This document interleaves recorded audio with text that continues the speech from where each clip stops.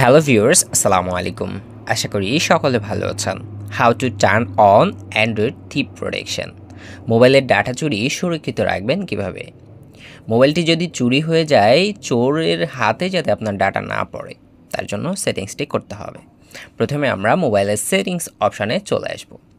Settings gear আইকনে click করার পর স্ক্রল করে নিচের দিকে চলে আসবেন। আসার পর এখানে দেখতে পারবেন গুগল। তো এখান থেকে গুগলে ক্লিক করবেন। ক্লিক করার পর আপনি এখানে চলে আসবেন। এখান থেকে আপনি অল সার্ভিসে ক্লিক করবেন। তো আমি অল সার্ভিসে ক্লিক করলাম।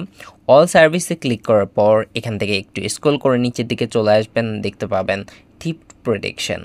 তো এখান থেকে আপনি এই থিপ প্রোটেকশনে ক্লিক করবেন। ক্লিক করার পর এখানে দেখতে পাচ্ছেন থিফট ডিডিকেশন লক, অর্থাৎ এখানে আপনার মোবাইলটা যখন কেউ নিয়ে দৌড় দিল তখন আপনার মোবাইলটা লক হয়ে যাবে। মোশন সেন্সর ব্যবহার করে এটি লক করে দিবে। তো এখান থেকে টার্ন অনে ক্লিক করে দিলে আপনার এই সেটিংসটি অন হয়ে যাবে। এখানে বিস্তারিত লেখা রয়েছে, আপনারা দেখলেই বুঝতে পারবেন। তো এখানে টার্ন অন করে দিলাম। এরপর অফলাইন ডিভাইস লক, এটি কিভাবে কাজ করে?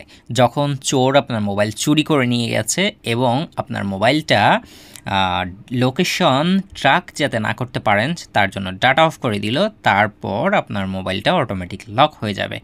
তো এটা এভাবে কাজ করে। এরপর রিমোট লক, এটা আপনি অবশ্যই অন রাখবেন। এটা অন রাখলে আপনি রিমোটলি আপনার ফোনটা লক করে দিতে পারবেন।